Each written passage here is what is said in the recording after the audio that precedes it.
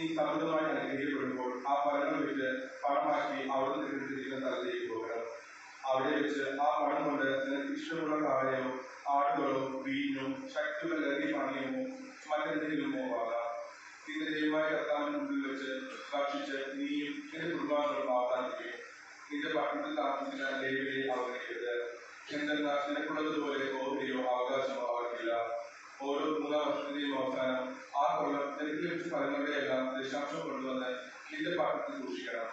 നിന്റെ പാത്രത്തിൽ താമസിക്കുന്ന നിനക്കുള്ളതുപോലെ ഓഹരിയും ആകാശമില്ലാത്ത ദൈവരും പരദേശികളും അനാഥരും വിധവകളും അവർ ഭക്ഷിച്ച് തൃപ്തിയടയട്ടെ. അപ്പോൾ നിന്റെ ദൈവമായ കർത്താവ് എല്ലാ പ്രവൃത്തികളും നിന്നെ അനുഗ്രഹിക്കും. ഓരോ 7 വർഷം തിരിയുമ്പോഴും ഋണമോചനം നൽകണം. മോചനത്തിന്റെ രീതി ഇതാണ്: ആരെങ്കിലും അയൽക്കാരന് കടമെടുത്തിട്ടുണ്ടെങ്കിൽ അത് ഇളവ് ചെയ്യണം. അയൽക്കാരിൽ നിന്നോ സഹോദരനിൽ നിന്നോ അത് ഈടാക്കരുത്. എന്നാൽ കർത്താവിന്റെ മോചനം പ്രഖ്യാപിക്കപ്പെട്ടിരിക്കുന്നു. വിദേശിയിൽ നിന്ന് കടം ഈടാക്കി കൊടുക്കുക. എന്നാൽ നിന്റേത് എന്തെങ്കിലും നിന്റെ സഹോദരൻ കൈവശമുണ്ടെങ്കിൽ അത് ഇളവ് ചെയ്യണം. നിങ്ങളുടെ ഇടയിൽ ദരിദ്രർ ഉണ്ടായിരിക്കുകയില്ല. ദൈവമായ കർത്താവിന്റെ സ്തുതി.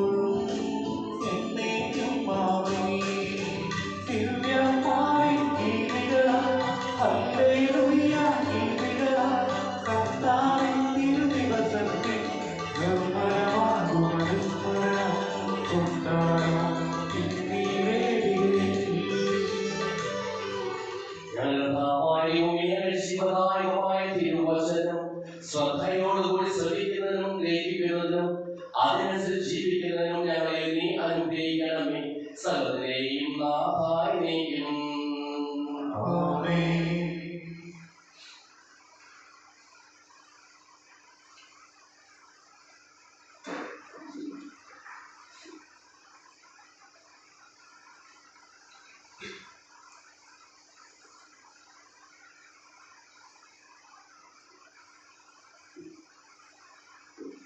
സഹോദരരെ, തിമോഥെയോസ് എഴുതിയ ഒന്നാം ലേഖനം 6-ാം അധ്യായം 17 മുതൽ 21 വരെയുള്ള തിരുവചനങ്ങൾ.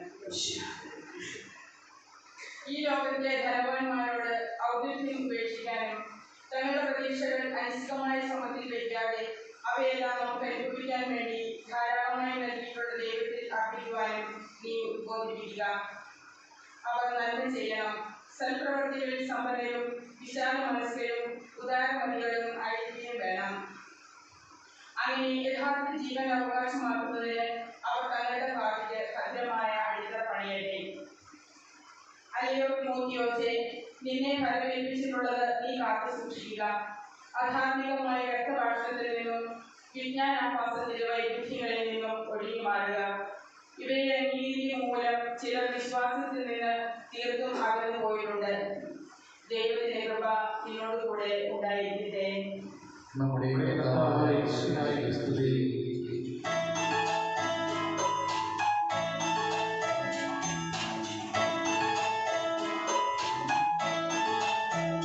Hallelujah.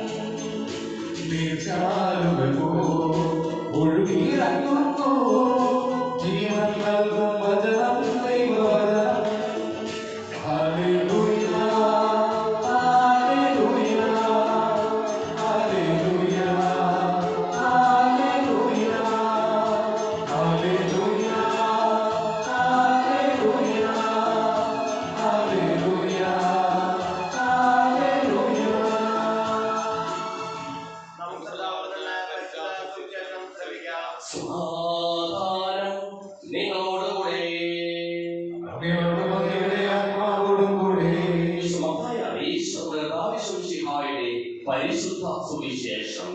നമ്മുടെ കർത്താവായ മിശിഹായ്ക്ക് സ്തുതി. 8-ാം അധ്യായം 5 മുതലുള്ള തിരുവചനങ്ങൾ. യേശു കഫർനഹൂമിൽ പ്രവേശിച്ചപ്പോൾ ഒരു ശതാധിപൻ അവന്റെ അടുക്കൽ വന്ന് യാചിച്ചു, കർത്താവേ, എന്റെ കുട്ടിയെ തളർവാദം പിടിപെട്ട് കഠിനവേദന അനുഭവിച്ച് വീട്ടിൽ കിടക്കുന്നു. യേശു അവരോട് പറഞ്ഞു, ഞാൻ വന്ന് അവനെ സുഖപ്പെടുത്താം.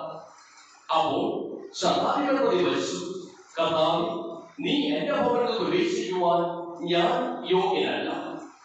നീ ഒരു വാക്ക് ഉച്ചരിച്ചാൽ മാത്രം മതി, എന്റെ ഹൃദയം സുഖപ്പെടും. ഞാൻ അധികാരത്തിന് കീഴ്പ്പെട്ടവരാണ്, എന്റെ കീഴിലും പഴയ ആളുകളുണ്ട്. ഒരുവനോട് പോകുക എന്ന് പറയുമ്പോൾ അവൻ പോകുന്നു, അവനോട് വരിക എന്ന് പറയുമ്പോൾ അവൻ വരുന്നു. എന്റെ ദാസനോട് ഇത് ചെയ്യുക എന്ന് പറയുമ്പോൾ അവൻ അത് ചെയ്യുന്നു. യേശു ഇത് കേട്ട് ആശ്ചര്യപ്പെട്ട് തന്നെ അനുഗമിച്ചിരുന്നവരോട് പറഞ്ഞു, സത്യമായി എന്നോട് പറയുന്നു, ഇതുപോലുള്ള വിശ്വാസം ഇസ്രായേലിൽ ഒരുവനിൽ പോലും ഞാൻ കണ്ടിട്ടില്ല.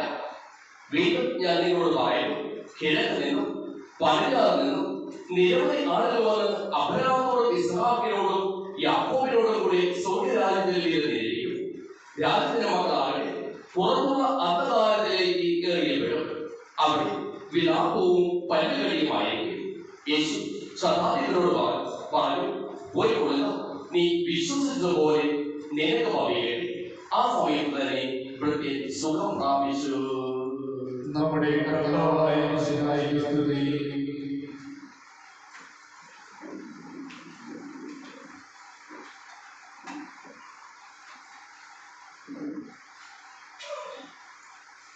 വിശ്വസിക്കുക, ബോധ്യങ്ങളിൽ ദൈവം ഇടപെടും.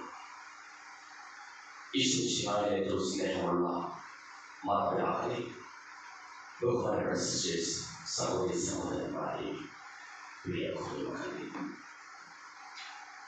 ആദ്യമായിലൂടെ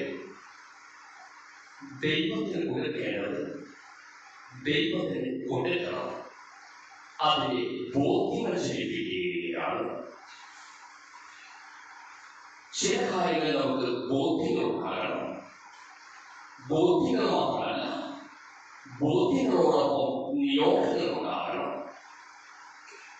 ഞായറാഴ്ചകളിൽ സ്തോത്രകാഴ്ചവയ്ക്കുവാനായിട്ട് ഞാൻ ഇറങ്ങി വരുന്നു. ഞാൻ സ്തോത്രകാഴ്ചവയ്ക്കുവാനായിട്ട് ഇറങ്ങി വരുന്നത് എനിക്കൊരു നിയോഗമുണ്ട്.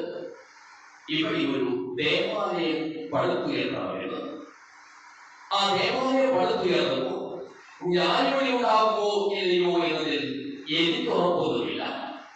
എന്നാൽ ദേവാലയം പടുത്തുയർത്തണമെന്ന അതിലൊരു ഭാഗമാകാകണമെന്ന ഒരു നിയോഗം എനിക്കുമുണ്ട്. ആ സ്തോത്രകാഴ്ച എടുക്കുമ്പോൾ അതേ നിയോഗം തന്നെ നിങ്ങൾക്ക് ഉണ്ടാകുമ്പോഴാണ് അതിന് അർത്ഥമുണ്ടാകുക. നിങ്ങൾ അതിന്റെ ഭാഗമാക്കുക. ചിലപ്പോൾ 1 രൂപയിട്ടായിരിക്കാം, ചിലപ്പോൾ 10 രൂപയിട്ടായിരിക്കാം. എന്റെ കഴിവിനനുസരിച്ച് ഞാനത് ചെയ്യുമ്പോൾ അത് ആ ദേവാലയ നിർമ്മിതിയിൽ ഞാൻ സഹകരിക്കുകയാണ്, പങ്കാളികളാണ്. ഇവിടെ ഉണ്ടായാലും ഇവിടെ ഇല്ലെങ്കിലും ആദ്യവായനയിലൂടെ ദൈവം ദശാംശം കൊടുക്കുവാനായിട്ട് ആവശ്യപ്പെടുകയാണ്. പഴയ കാലം നമുക്കറിയാം, ഒരു വീട്ടിൽ കൃഷി ചെയ്യുന്നുവെങ്കിൽ അതിന്റെ ഒരു വാക്ക് കൃത്യമായിട്ട് ദേവാലയത്തിൽ എത്തിക്കുമായിരുന്നു. ബോധ്യമുണ്ടായിരുന്നു, ദൈവ കൽപ്പനയാണ് എന്ന ബോധ്യം. മൂന്നാമത്തെ വായനയിലൂടെ, സുവിശേഷ വായനയിലൂടെ ഈശോ ഇത് തന്നെയാണ് നമ്മളോട് ആവശ്യപ്പെടുക. ബോധ്യങ്ങളുണ്ടാവണം, വ്യക്തമായ ബോധ്യമുണ്ടാവണം. ഞാൻ ആരാണ് എന്ന ബോധ്യമുണ്ടാവണം, ദൈവം ആരാണ് എന്ന ബോധ്യമുണ്ടാവണം. ശതാധിപനെ സംബന്ധിച്ചിടത്തോളം അവന് വ്യക്തമായ ബോധ്യം ഞാൻ ഉണ്ടായിരുന്നു. ഞാൻ ആരാണ് എന്ന ബോധ്യം, ആ ബോധ്യം അവൻ വ്യക്തമാക്കുന്നുണ്ട്. ശതാധിപൻ എന്ന് പറഞ്ഞ ഒരു രാജ്യത്തിന് 100 പടയാളികളുള്ള ഒരു വ്യക്തിയാണ്. അത് സുവിശേഷം ആദ്യം തന്നെ വ്യക്തമാക്കുകയാണ്. അതോടൊപ്പം തന്നെ അവൻ പറയുകയാണ്, എന്റെ കീഴിൽ പടയാളികളുണ്ട്, അവർ പോകുക എന്ന് ഞാൻ കൽപ്പിച്ചാൽ തീർച്ചയായിട്ടും അവർ പോകും. വരിക എന്ന് ഞാൻ പറഞ്ഞാൽ തീർച്ചയായിട്ടും അവർ വരും. ഇത് ചെയ്യുക എന്ന് പറഞ്ഞാൽ തീർച്ചയായിട്ടും അവർ ചെയ്യും. പക്ഷെ ഞാൻ ദൈവമല്ല, നീ ദൈവമാണ്.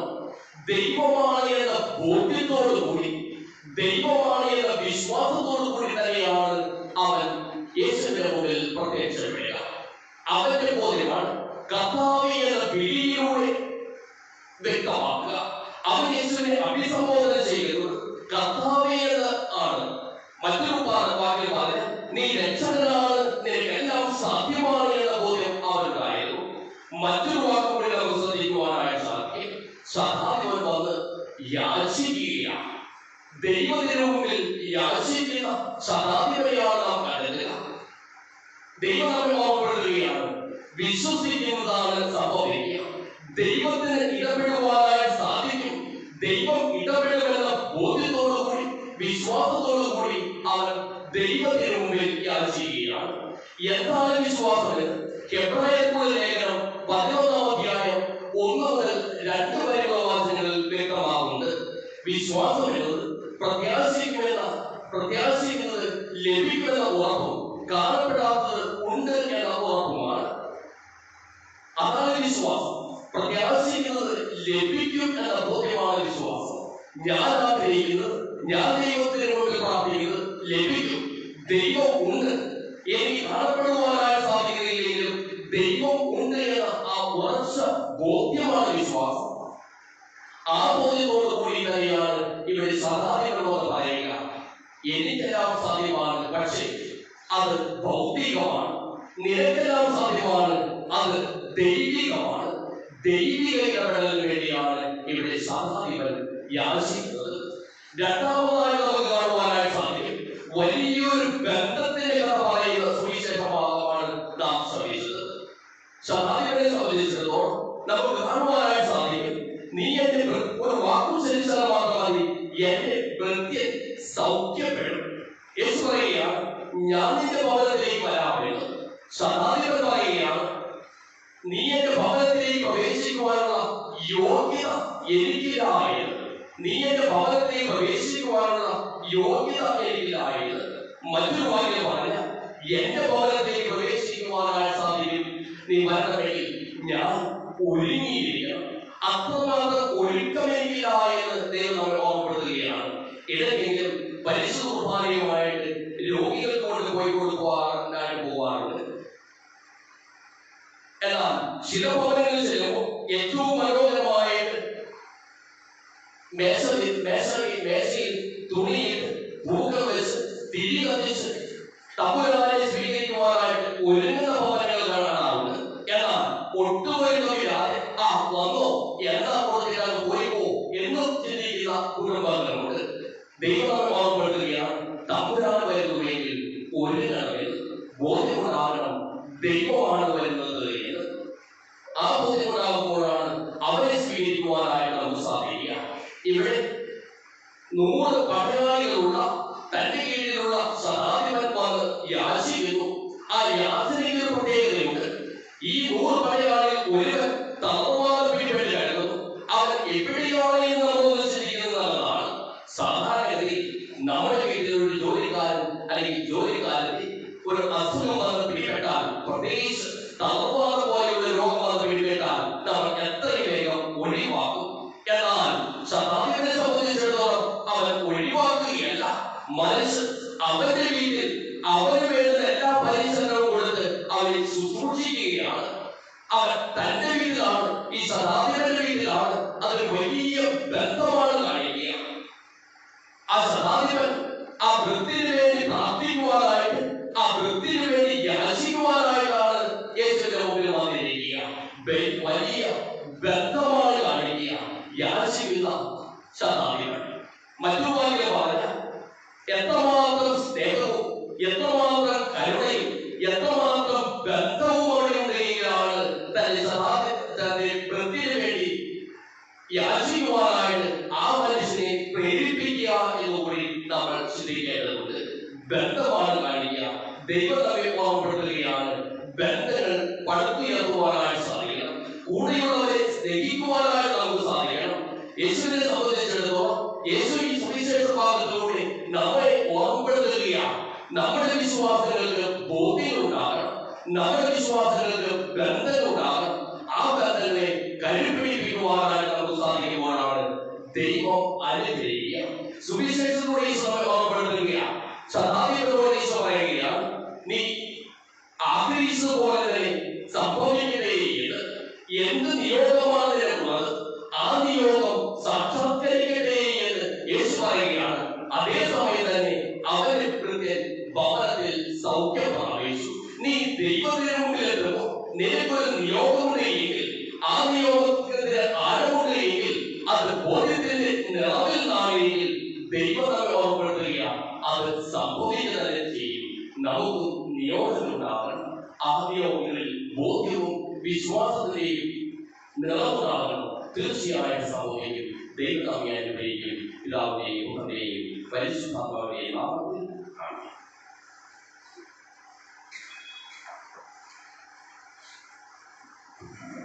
നമുക്കെല്ലാവർക്കും സന്തോഷത്തോടെ സഹോദരങ്ങളെന്ന കർത്താവേ, ഞങ്ങളുടെ മേൽ കരുണയുണ്ടാകണമേ എന്ന് അപേക്ഷിക്കാം. ഇവരെ പ്രിയപുത്രനാകുന്നു എന്റെ പിതാവ് സാക്ഷി ലഭിച്ച വിശുദ്ധായ കർത്താവ് ദൈവം എന്നെ പറയുവാൻ സമയം അനുഗ്രഹിക്കണമെന്ന് ഞാൻ അപേക്ഷിക്കുന്നു. സകല നീതി പൂർത്തിയാക്കാൻ യോഹന്നാനിൽ നിന്ന് മാമോദീസ സ്വീകരിച്ച വിശുദ്ധായ നിന്റെ കൽപ്പനകൾ വിശ്വസ്തപൂർവ്വം പാലിച്ചുകൊണ്ട് ദൈവഹിതത്തിന്റെ പൂർണ്ണമായി കീഴ്വഴങ്ങാൻ ഞാൻ അനുഗ്രഹിക്കണമെന്ന് ഞാൻ അപേക്ഷിക്കുന്നു. യോർദാൻ വെളിപ്പെടുത്തപ്പെട്ട പരിശുദ്ധത്തിന്റെ കൂട്ടായ്മയെ മാതൃകയാക്കി യഥാർത്ഥമായ ക്രൈസ്തവ്യം നയിക്കുവാൻ സഭാമക്കളെ അനുഗ്രഹിക്കണമെന്ന് ഞാൻ അപേക്ഷിക്കുന്നു. ലോകത്തിന്റെ പ്രകാശമായ നിങ്ങളുടെ വിശ്വാസത്തിൽ വളരാനും സത്പ്രവൃത്തികളാൽ മഹത്വപ്പെടുത്തുവാനും അനുഗ്രഹിക്കണമെന്ന് ഞാൻ അപേക്ഷിക്കുന്നു. വിശുകാല സഭയുടെ തലവനായ ഞങ്ങളുടെ പരിശുദ്ധ പിതാവ് മാർ ഫ്രാൻസിസ് പാപ്പയെ, ഞാൻ സഭയുടെ പിതാവ് തലവനുമായ മെത്രാപ്പൊലീത്ത ഞങ്ങളുടെ മെത്രാപ്പൊലീത്ത വികാരിമാർ ജോസഫ് മെത്രാപ്പൊലീത്ത മറ്റെല്ലാ മെത്രാന്മാരെയും ആത്മീയ നന്മ നൽകി അനുഗ്രഹിക്കണമെന്ന് ഞാൻ അപേക്ഷിക്കുന്നു. നമുക്കെല്ലാവർക്കും നമ്മെ നാം ഓരോരുത്തരെയും പിതാവിനും പുത്രനും പരിശുദ്ധാത്മാവിനും സമർപ്പിക്കാം.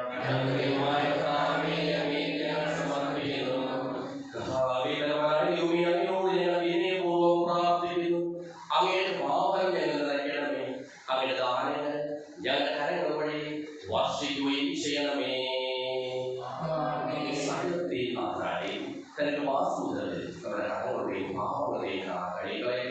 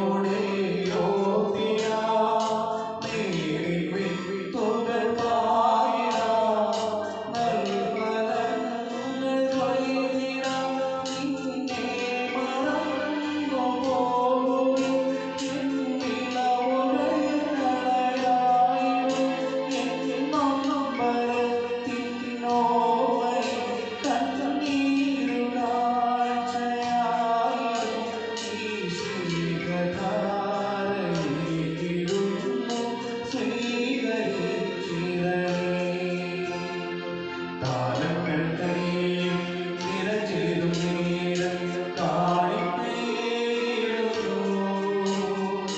കരവും മനവും മലിനം എന്നെ കഴുകേണേ ഇവരിൽ നിൻ സ്വന്തമായിടാം.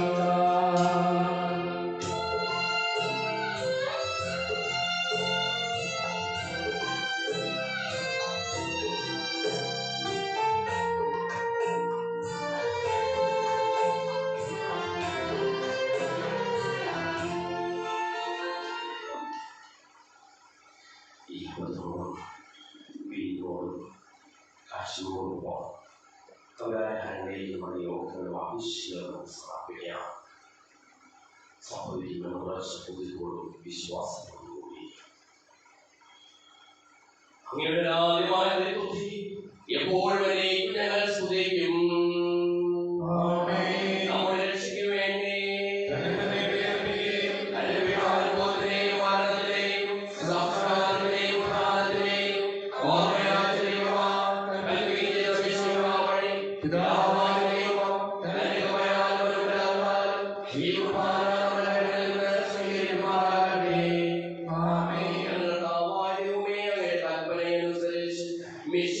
സ്വർഗത്തിൽ നിന്നുള്ള മഹത്വപൂർണമായ രണ്ടാമത്തെ ആഗമനം വരെ അവിടുത്തെ വിശുദ്ധ ബലിപീഠത്തിന്മേൽ സുദൃഢവും പരിശുദ്ധവും ശിവദായകവും ദൈവികവുമായ ഈ രഹസ്യങ്ങൾ സജ്ജീകരിക്കപ്പെടുന്നു. അവിടെ സ്തുതിയും ബഹുമാനവും കൃതജ്ഞതയും ആരാധനയും ഉണ്ടായിരിക്കട്ടെ, ഇപ്പോഴും എപ്പോഴും എന്നേക്കും.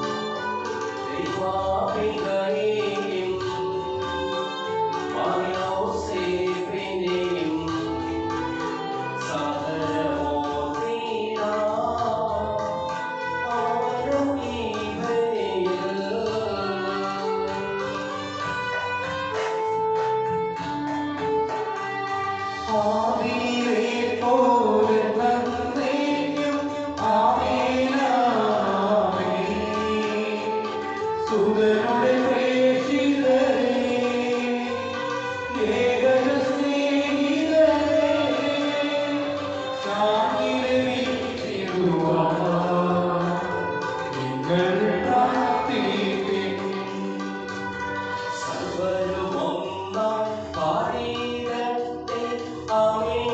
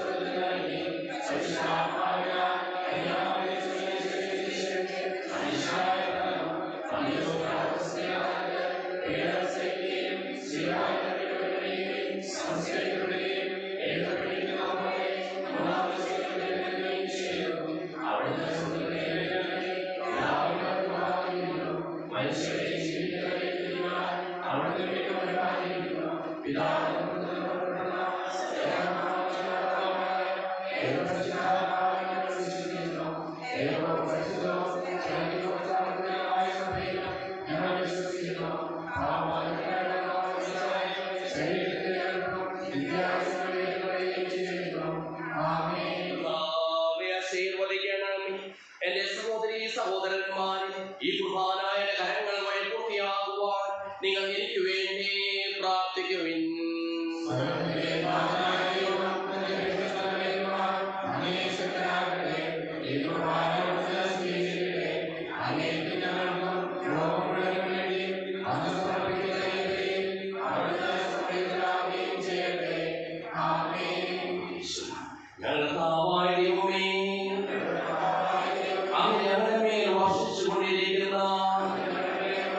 സമൃദ്ധമായ അനുഗ്രഹങ്ങളെ പ്രതി ഞാൻ അങ്ങേക്ക് നന്ദി പറയുന്നു. അങ്ങയുടെ പ്രിയപുത്രന്റെ ശരീരങ്ങളാകുന്ന ദിവ്യരഹസ്യങ്ങളുടെ ശുശ്രൂഷകരാകുവാനും സ്വീകരിക്കുന്നവരാകുവാനും എളിയവരും പാപികളുമായിരുന്നിട്ടും ഞങ്ങളെ അങ്ങ് കാരുണ്യാതിരകത്താൽ യോഗ്യരാക്കി. അങ്ങ് നൽകിയ ഈ ദാനം തികഞ്ഞ സ്നേഹത്തോടും ഉറച്ച വിശ്വാസത്തോടും കൂടി പരികർമ്മം ചെയ്യുവാൻ ഞങ്ങളെ ഓരോരുത്തരെയും ശക്തരാക്കണമെന്ന് അങ്ങയോട് ഞങ്ങൾ അപേക്ഷിക്കുന്നു.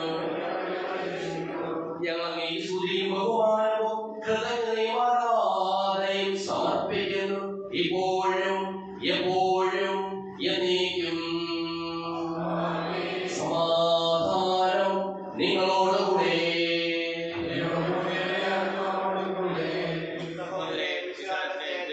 സമാധാനം ആശംസിക്കുകയും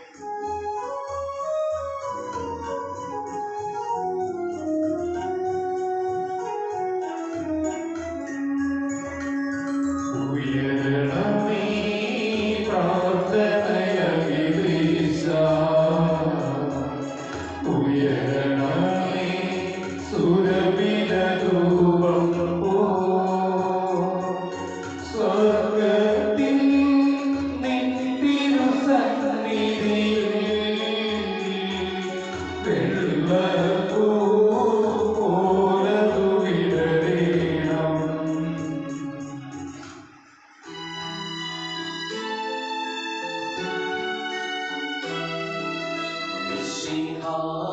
കർത്താവിൻ കൃപയും ദൈവപിതാവിൻ സ്നേഹവും ലോകാവിൻ സഹവാസവുമേ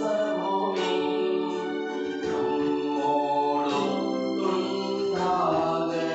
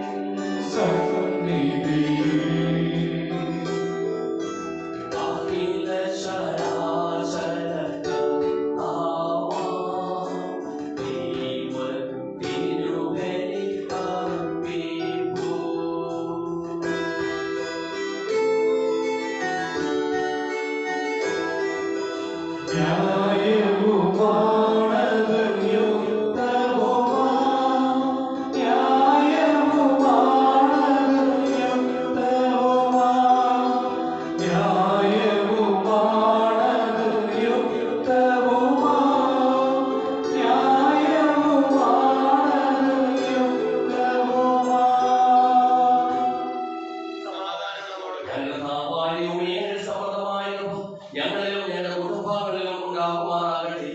അശുദ്ധരായങ്ങളെ ശുദ്ധീകരിക്കുകയും ഞങ്ങളുടെ അധരങ്ങളെ പവിത്രീകരിക്കുകയും ചെയ്യണമേ. ഞങ്ങളുടെ ദൈവമേ, നിസ്സാരായ കീർത്തനങ്ങൾ സകല വിശുദ്ധരുടെ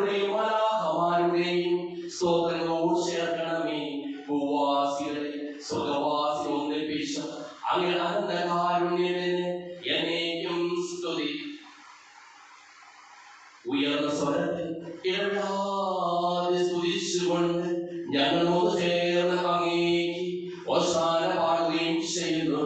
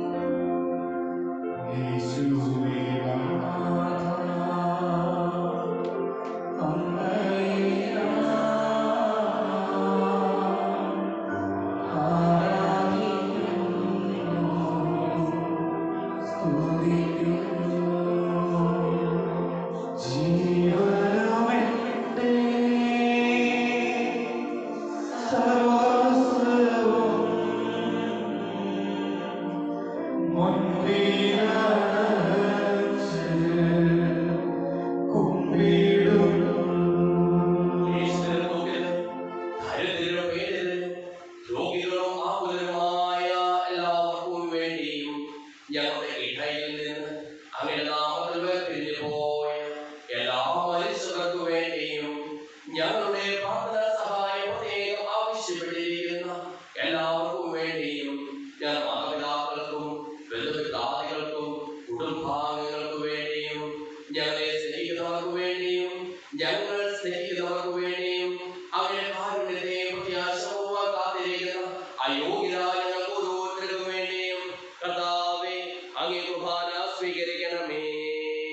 കർത്താവേ കുർബാന സ്വീകരിക്കണമേ.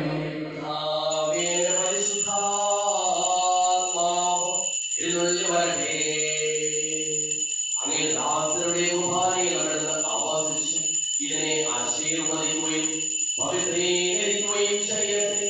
ഇത് ഞങ്ങൾക്ക് കടങ്ങളുടെ ബോധനയും പാപങ്ങളുടെ മോചനത്തിനും മരിച്ചവരുടെ ഉയർത്തിലുള്ള വലിയ പ്രത്യാശയും അങ്ങേ പ്രീതിപ്പെടുത്തിയ എല്ലാവരുടെ ഒന്നിച്ച് സുഖരാജ്യത്തിൽ ജീവിതത്തിനും കാരണമാകട്ടെ. സജീവവും പരിശുദ്ധവും ജീവദായകവുമായ നാമത്തിന് സ്തുതിയും ബഹുമാനവും കൃതജ്ഞതയും ആരാധനയും ഞങ്ങൾ സമർപ്പിക്കുന്നു, ഇപ്പോഴും എപ്പോഴും എന്നേക്കും.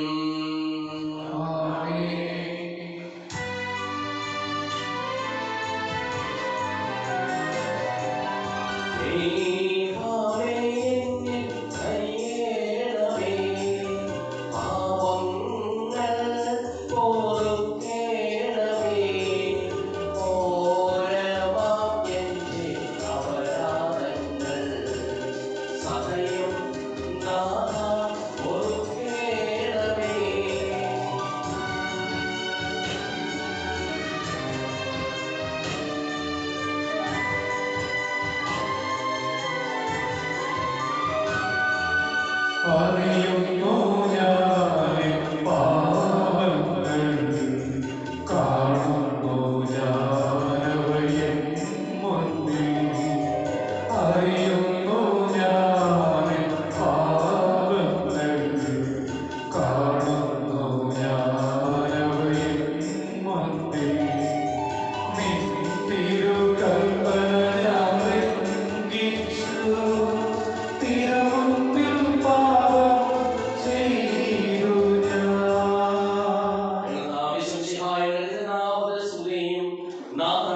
ആരാധനയും എപ്പോഴും ഉണ്ടായിരിക്കട്ടെ. സജീവവും ശിവദായകവുമായ ഈ തിരുശരീരവും തിരുരക്തവും സ്വർഗത്തിൽ ഇറങ്ങിയതും ലോകത്തിന് മുഴുവൻ ജീവൻ നൽകുന്നതുമാകുന്നു. ഇത് ഭക്ഷിക്കുന്നവർ മരിക്കുകയില്ല, പ്രത്യുത പാപമോചനവും രക്ഷയും പ്രാപിക്കുകയും നിത്യം ജീവിക്കുകയും ചെയ്യും.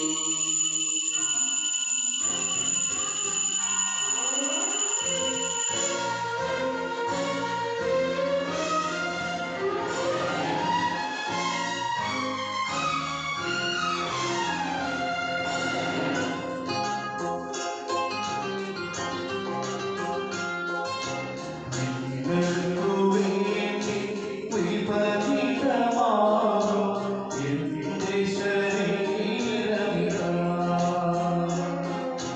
നിങ്ങൾക്കു വേണ്ടി ചിന്തിക്കാനേകും എന്നോടെ രക്തമിതാ. നിങ്ങൾക്കു പുതുജീവനേകാൻ നിങ്ങളെ പുതുസൃഷ്ടിയാക്കാൻ എന്റെ ശരീരമിതാ, എന്റെ രക്തമിതാ. ഇതു വാങ്ങി ഭക്ഷിക്കുവിൻ, ഇതു പാനം ചെയ്യുവിൻ.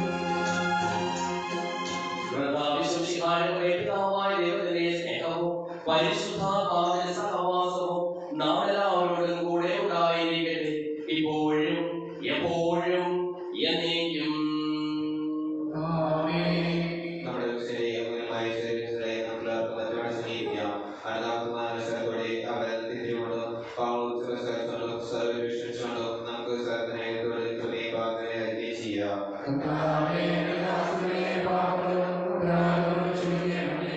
പിന്നതോളം ക്രമേണ പഠിക്കാനോളം സാക്ഷി ശുദ്ധീകരിക്കാം.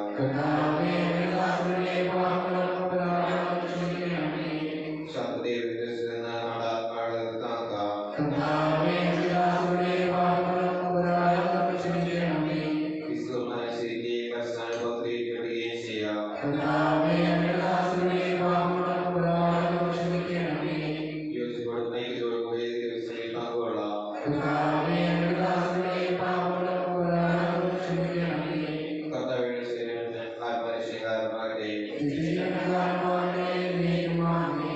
നമുക്ക് പ്രാർത്ഥിക്കാം. സമാധാനം നമ്മോട് എല്ലാം ജനങ്ങൾക്ക് നൽകാമെന്ന് പറഞ്ഞ ദൈവത്തോട് ഞാൻ ചോദിച്ച എല്ലാം എനിക്ക് ലഭിക്കും എന്നുള്ള വിശ്വാസത്തോടുകൂടി അവർ വിളിച്ചപേക്ഷിക്കാം.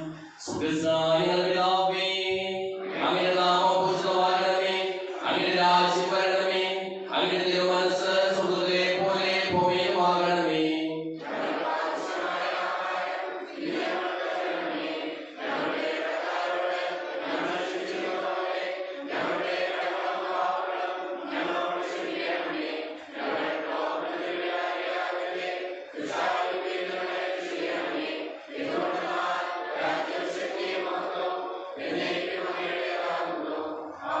സമാധാനം നിങ്ങളോടുകൂടെ.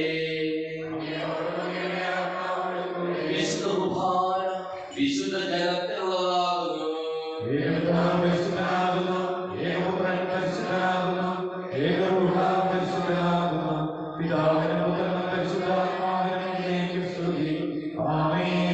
ജീവിക്കുന്ന ദൈവത്തെ നിങ്ങൾ പരിഗണിക്കുവിൻ.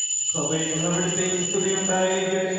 എല്ലാ ദിവസവും എല്ലാ സമയവും അവിടുത്തെ കൃപയും കാരുണ്യവും നമ്മുടെ മേലുണ്ടായിരിക്കട്ടെ. നമ്മെ ജീവിക്കുന്ന ആവശ്യം പാപൻ അവരുടെ കാരുണ്യത്താൽ നമ്മളെല്ലാവരിലും സമ്പൂർണ്ണമാകട്ടെ. എപ്പോഴും എന്നേക്കും ആമേൻ.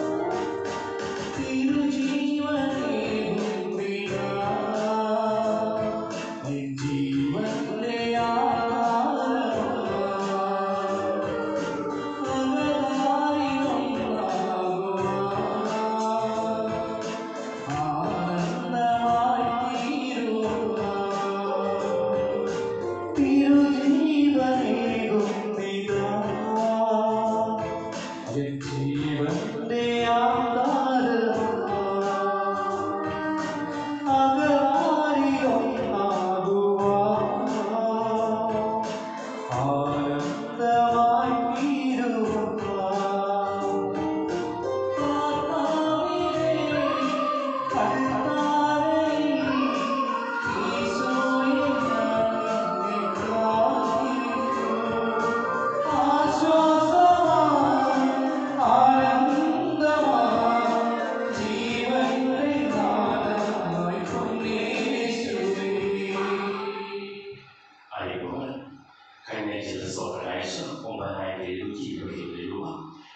തൂവാന 5914 രൂപ. സെന്റ് ജോർജ് സെന്റ് ജൂഡ് വീടുകളുടെ സമർപ്പണം 780 രൂപ. 1-ാം ക്ലാസ് വിദ്യാർത്ഥികളും മാതാപിതാക്കളും അധ്യാപകരും 1550 രൂപ. സെന്റ് ആൻഡ്രീസ് യൂണിറ്റിന് 3 മണിക്ക് പൗലോസ് കൊടിവേലിന്റെ നേതൃത്വത്തിൽ ദേവാലയത്തിൽ വെച്ചു. മദർ തെരേസ യൂണിറ്റ് 4 മണിക്ക് ജെർസൺ അമേയ ഭവന്റെ വസതിയിൽ വെച്ചു. സെന്റ് തോമസ് യൂണിറ്റ് 5 മണിക്ക് ലൂയിസ് മുത്തുപുരയ്ക്കലിന്റെ നേതൃത്വത്തിൽ കാർമേലിലും നടക്കുന്നു. എറണാകുളം സാമൂഹ്യ പ്രവർത്തന വിഭാഗമായ സഹകരണയുടെ നേതൃത്വത്തിൽ നടത്തപ്പെടുന്ന സഹകരണ ആശ്വാസ് മെഡിക്കൽ പോളിസി പുതുക്കുവാനുള്ള സമയമാണ്. 18 വയസ്സ് മുതൽ 85 വയസ്സ് വരെ പ്രായമുള്ളവർക്ക് ഈ മെഡിക്കൽ പോളിസിയിൽ ചേരാവുന്നതാണ്. വിശദ വിവരങ്ങൾക്ക് സഹകരണ അന്വേഷണം സമീപിക്കുക. മാർച്ച് 19-ാം തീയതി വിശ്വ യോസഫ് പിതാവിന്റെ ഊട്ടുതിരുനാൾ ദിനമാണ്. തിരുക്കുടുംബ ഭാരതനായ യോസഫ് പിതാവിന്റെ ഊട്ട് നേർച്ച അതിൽ സാധനങ്ങളായും അതോടൊപ്പം തന്നെ സംഭാവന കൂപ്പൺ ഒരുക്കിയിട്ടുണ്ട്. 100 രൂപ വിലയുള്ള സംഭാവന കൂപ്പൺ അത് വായിച്ചു സഹകരിക്കണമെന്ന് സ്നേഹപൂർവ്വം അഭ്യർത്ഥിക്കുന്നു. സംഭാവന കൂപ്പൺ യൂണിറ്റുകൾ വഴി വിതരണം ചെയ്യപ്പെടുന്നുണ്ട്. നമുക്ക് പ്രാർത്ഥിക്കാം. പരിശുദ്ധാത്മാവിന്റെ കൃപാവൃതവും പരിശുദ്ധവും ജീവദായകവും ദൈവികമായ രഹസ്യങ്ങളെ സമീപിച്ച് ഇവയിൽ നമുക്ക് എല്ലാവർക്കും ഇവയുടെ ദാതാവായ ദൈവത്തിന് സ്തുതിയും കൃതജ്ഞതയും സമർപ്പിക്കാം. നമുക്ക് പ്രാർത്ഥിക്കാം. സമാധാനം നമ്മോടുകൂടെ. പരിശുദ്ധവും പരിശുദ്ധവും ശിവദായകവും ദൈവികവുമായ രഹസ്യങ്ങൾ കടങ്ങളുടെ മോചനത്തിനായ കാരുണ്യപൂർവ്വം ഞങ്ങൾക്ക് നൽകിയതിന് ഞങ്ങൾ അങ്ങേക്ക് നന്ദി പറയുന്നു. സകലതിനെയും നാഥായി നയിക്കും.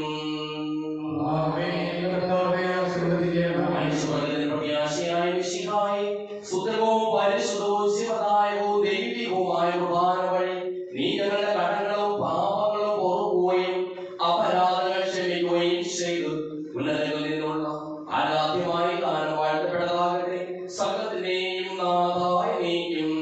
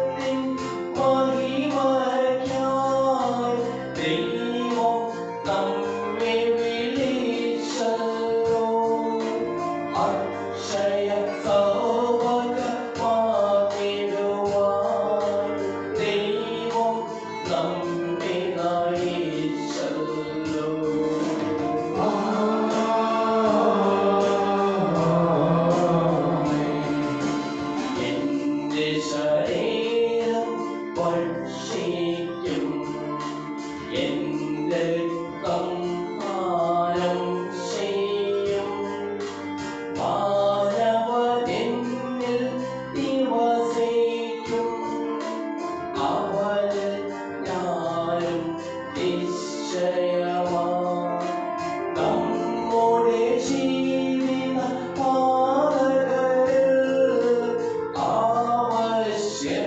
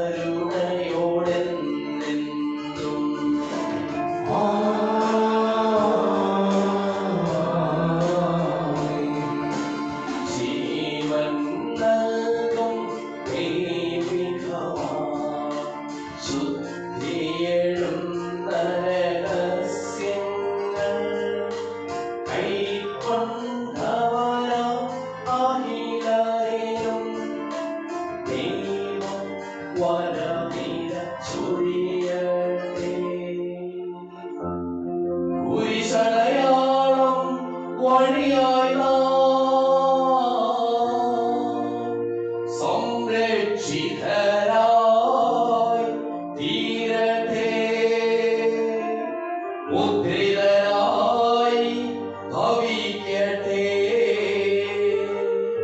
ഇപ്പോഴും എപ്പോഴും എന്നേക്കും.